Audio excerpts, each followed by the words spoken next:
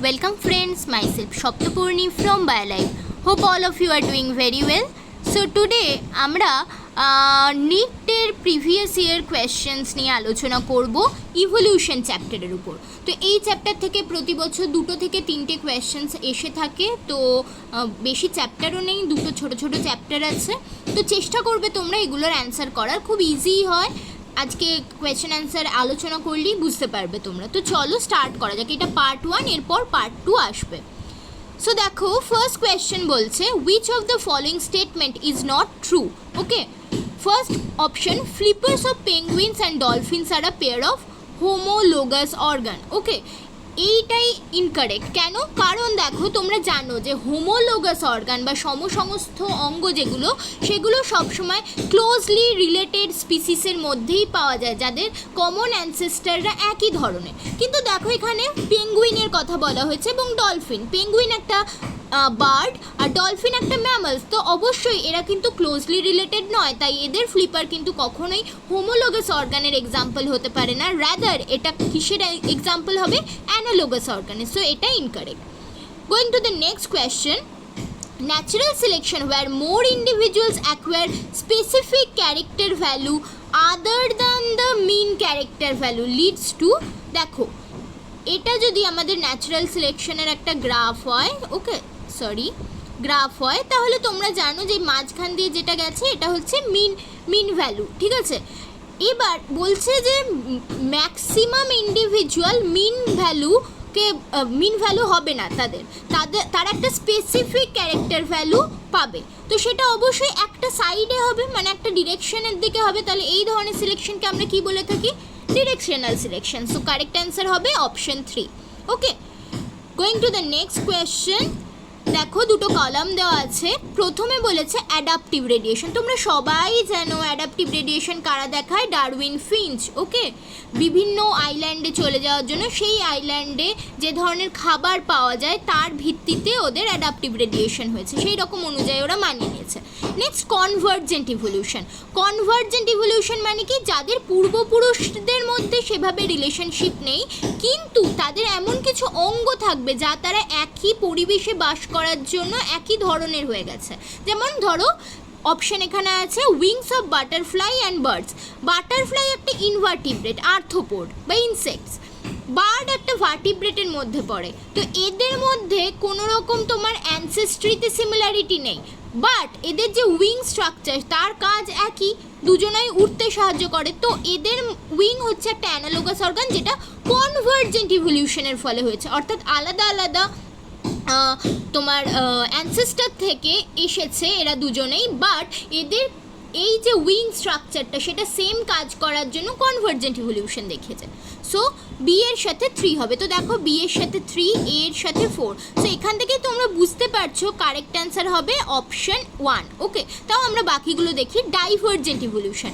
Divergent evolution আমরা কখন দেখি? যখন কোনো একটা অর্গান, ঠিক আছে, বা কোনো একটা স্ট্রাকচার সেটা ক্লোজলি রিলেটেড স্পিসিসের মধ্যে আমরা দেখতে পাচ্ছি, ঠিক আছে।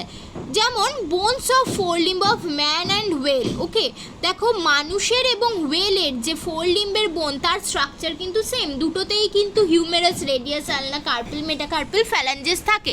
যদিও দুটোর কাজ আলাদা, একটা হচ্ছে গ্রাসপিং অর্গান মানুষের ক্ষেত্রে আর ওয়েলের ক্ষেত্রে সুইমিং, বাট দুজনার কিন্তু অ্যানসেস্টার সেম, কাজের ভিত্তিতে তারা ডাইভার্জ হয়ে গেছে। সো এটা divergent evolution. Next, evolution by anthropogenic action. এটার সঠিক উত্তর হবে অপশান এ, যেখানে বলা হয়েছে selection of resistance varieties due to excessive use of herbicide and pesticide.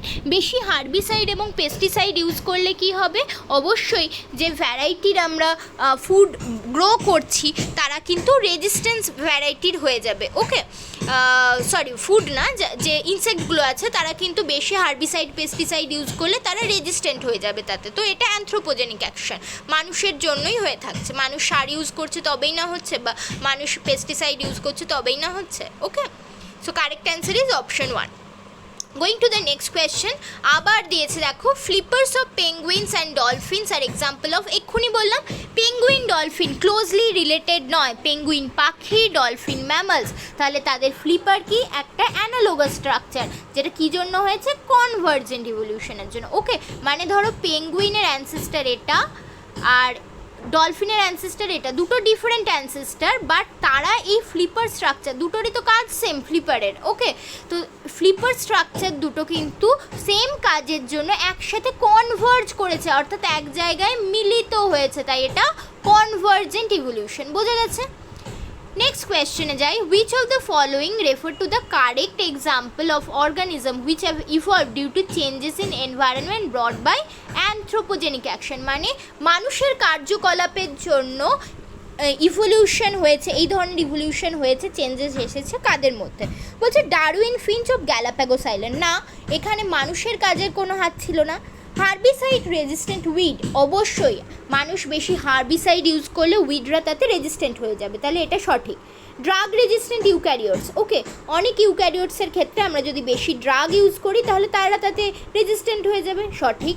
Man created breeds of domestic animals like dogs, okay, আমরা বিভিন্ন ধরনের ডগসের ব্রিড দেখতে পাই, সেটাও মানুষেরই সৃষ্ট। ওকে, হাইব্রিড বানানো হয়, তো সঠিক উত্তর হবে BCD, so correct answer is option 3। Okay, next question, from his experiment S.L. Miller produced amino acids by mixing which of the following in a closed flask? Miller এবং উডের যে এক্সপেরিমেন্ট ছিল তাতে তারা কি কি ইউজ করেছিলেন এবং কত degree সেলসিয়াসে?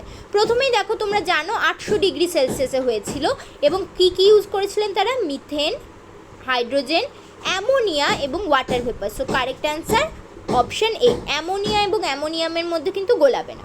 Next, embryological support for evolution was disapproved by, K disapprove করেছিলেন? কার্ল ভন বিয়ার। ওকে, নেক্সট কোয়েশ্চেন, আ জিন লোকাস, খুব ইম্পর্টেন্ট, হ্যাঁ, তোমাদের হার্ডি উইনবার্গ ইকুইলিব্রিয়াম থেকে কিন্তু এই ধরনের ছোটো ছোটো কোয়েশ্চেন দিতেই পারে। তো হার্ডি উইনবার্গ করার সময় তোমাদেরকে দুটো জিনিস মনে রাখতে হবে, দুটো ফর্মিউলা। কী কী ফর্মিউলা?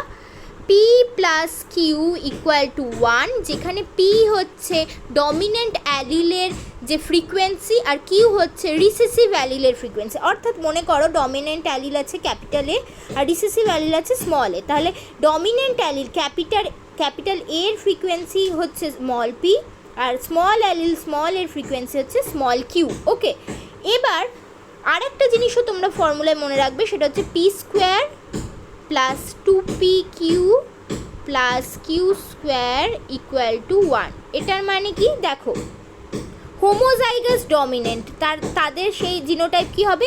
এ এ, ক্যাপিটাল এ এ, তাদের তাহলে জিনোটাইপিক ফ্রিকোয়েন্সি কত? P square. হোমোজাইগাস রিসেসিভ সেটা হবে স্মল এ, তাহলে তাদের জিনোটাইপিক ফ্রিকোয়েন্সি কত? Q square. আর হেট্রোজাইগাস হবে কি? ক্যাপিটাল এ স্মল এ। ওকে, তাহলে জিনোটাইপিক ফ্রিকোয়েন্সি কত হবে? 2pq। তাহলে এটা হচ্ছে জিনোটাইপিক ফ্রিকোয়েন্সির যোগফল। ওকে, এবার অঙ্কে তোমাকে কি বলেছে চলো দেখে নিই। বলছে যে এখানে কি বলছে দেখো, a gene locus has 2 alleles capital A small a. খুব ভালো কথা। If the frequency of dominant allele capital A is 0.4, তার মানে ওরা বলছে ডমিনেন্ট অ্যালিল ক্যাপিটাল এর অ্যালিল ফ্রিকোয়েন্সি 0.4, তার মানে তোমাকে এখানে ওরা স্মল পিটা দিয়ে দিয়েছে। স্মল পি কত বলেছে? 0.4। ওকে, then what will be the frequency of homozygous dominant, heterozygous and homozygous recessive individual? তার মানে এখানে ওরা তোমাকে পি স্কোয়ার, কিউ স্কোয়ার আর 2pq জানতে চেয়েছে। ওকে, তো দেখো পি বলে দেওয়া আছে 0.4, তাহলে কিউ কত হবে? অবশ্যই 0.6, কারণ আমরা জানি P plus Q equal to 1। Okay, তাহলে কিউ হবে 0.6, তাহলে পি স্কোয়ার কত হবে? পি স্কোয়ার হয়ে যাবে 0.4 স্কোয়ার মানে 0.16, কিউ স্কোয়ার কত হয়ে যাবে?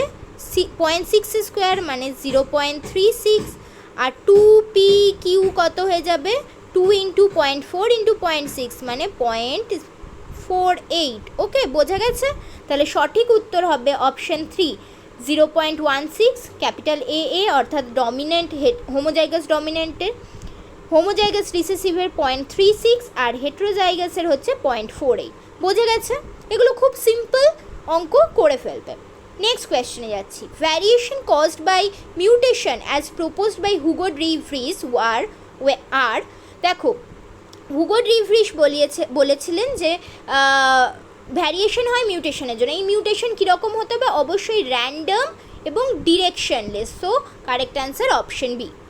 Next question, match the following hominids with their correct brain size. Okay, so দেখো এখানে বলা আছে প্রথমেই হোমো হ্যাবিলিস। বুঝতেই পারছো এখানে যে কটা দেওয়া আছে, হোমো হ্যাবিলিস, ইরেক্টাস, সেপিয়েন্স, নিয়ান্ডারথ্যালেন্সিস, তার মধ্যে হ্যাবিলিসের সবচেয়ে কম হবে, সেটাই হচ্ছে মানে ওল্ডেস্ট। তো এখানে সবচেয়ে কম কোনটা? 650 থেকে 800। নেক্সট তারপরে কারা এসেছে? ইরেক্টাস, তাদের কত হবে? 900। নেক্সট তোমরা জানো নিয়েন্ডারথ্যালদের যে ক্রেনিয়াল ক্যাপাসিটি সেটা কিন্তু হোমো সেপিয়েন্সদের চেয়ে বেশি ছিল, তাহলে নিয়েন্ডারথ্যালদের কত হবে? অবশ্যই 1400, আর সেপিয়েন্সের হবে 1350। তাহলে এই ধরনের যখন করতে দেবে সেখানে তোমাকে শুধু কার পরে কোন হোমোরা এসেছে মনে রাখলেই হবে, কারণ according to that cranial capacity ধীরে ধীরে বাড়তে থাকে, ডিরেকশনাল সিলেকশন দেখায়। এক্সেপ্ট নিয়েন্ডারথ্যালসদের কিন্তু মডার্ন হিউম্যানের চেয়েও বেশি ক্রেনিয়াল ক্যাপাসিটি ছিল। ওকে, সো এখানে কারেক্ট উত্তর তাহলে কোনটা হবে? এ এর সাথে 3, বি এর সাথে 4, ওকে, এ এর সাথে 3, বি এর সাথে 4, সি এর সাথে 1, ডি এর সাথে 2, অর্থাৎ কারেক্ট উত্তর হবে অপশন 3। চলো নেক্সট কোয়েশ্চেনে যাই। দেখো কি বলেছে, in a species the weight of newborn ranges from 2 থেকে 5 KG. 97% of the newborn with an average weight between 3 to 3.3 kg survive, whereas 99% of the infants born with weights from 2 to 2.5 kg or 4 to 4.5 kg to 5 kg die. Which type of selection process is taking place? Obviously দেখো কি বলছে যে বাচ্চাদের wait, newborn বাচ্চাদের wait বলেছে 2 থেকে 5 কেজির মধ্যে থাকে, ঠিক আছে, তার মানে এদিকে রয়েছে 2, এদিকে রয়েছে 5 কেজি। এবার বলছে যাদের ওয়েট 3 থেকে 3.3 কেজির মধ্যে, তার মানে যারা মোটামুটি এই রেঞ্জটার মধ্যে মাঝামাঝি রেঞ্জে পড়ছে তারাই কিন্তু বাঁচছে। ওকে, যাদের ওয়েট 2 থেকে 2.5 মানে এই সাইডটা তারাও মরে যাচ্ছে, আবার যাদের ওয়েট 4.5 থেকে 5 অর্থাৎ এই সাইডটা তারাও মরে যাচ্ছে, তার মানে মাঝের পোর্শনে যারা আছে তারাই বাঁচছে মিন ওয়েট যাদের। তাহলে এটা কি ধরনের সিলেকশন? অবশ্যই এটা স্টেবিলাইজিং সিলেকশন। ওকে, চলো পরের প্রশ্নে যাই। The similarity of bone structure in the four limbs of many vertebrate is an example of, এখানে কি বলেছে, অনেক ভার্টিব্রেটদের যে 4 limb স্ট্রাকচারে সিমিলারিটি, সেটা কি হবে? সেটা অবশ্যই হোমোলজি। ওকে, কারণ এদের কমন অ্যানসেস্টার সেম এবং 4 limb স্ট্রাকচারে সিমিলারিটি আছে, সো হোমোলজি এটা। Next question, among the following sets of examples for divergent evolution select the incorrect. তো এখানে অনেকগুলো ডাইভার্জেন্ট ইভলিউশনের কথা বলা হচ্ছে, কোনটা ইনকারেক্ট হবে? দেখো বলছে ব্রেন অফ ব্যাটম্যান চিতা সবাই ম্যামালস, তাহলে তাদের ব্রেন অবশ্যই ডাইভার্জেন্ট ইভলিউশন দেখায়, মানে হোমোলোগাস স্ট্রাকচার। সেমভাবে তাদের হার্টও হোমোলোগাস স্ট্রাকচার, আবার তাদের 4 limbsও হোমোলোগাস স্ট্রাকচার। কিন্তু অক্টোপাস হচ্ছে এক ধরনের কি? অক্টোপাস হচ্ছে এক ধরনের আমাদের ইনভার্টিব্রেট, আর হিউম্যান এক ধরনের ভার্টিব্রেট, তাদের কমন অ্যানসেস্টার সেম নয়, তাহলে তাদের আইয়ের যে ইভলিউশন সেটা অবশ্যই হোমোলোগাস নয়, অ্যানালোগাস ইভলিউশন, তার মানে এটা হচ্ছে কনভার্জেন্ট। সো এখানে এটাই হবে কারেক্ট উত্তর। ওকে, next, according to Hugo de Vries the mechanism of evolution was phenotypic variation, saltation, multiple step mutation or minor mutation। এটা সঠিক উত্তর হবে সল্টেশন। অর্থাৎ হুগো ডি ভ্রিস মনে করেছিলেন যে মিউটেশনগুলো হয় সেটা লার্জ হয়, র্যান্ডম হয় এবং ডিরেকশনলেস হয়। ওকে, এবং সেটা গ্র্যাজুয়ালি না, সেটা মানে হঠাৎ করেই একটা পিক শো করছে। সো এটার সঠিক উত্তর হবে সল্টেশন। ওকে, সো এর সাথে সাথেই আজকের মতো কোয়েশ্চেন অ্যান্সার সেশন এখানে শেষ করছি। আশা করি ভিডিও ভালো লাগলেও তোমাদের ভিডিও ভালো লাগলে লাইক শেয়ার করতে ভুলো না। Thanks for watching and happy learning.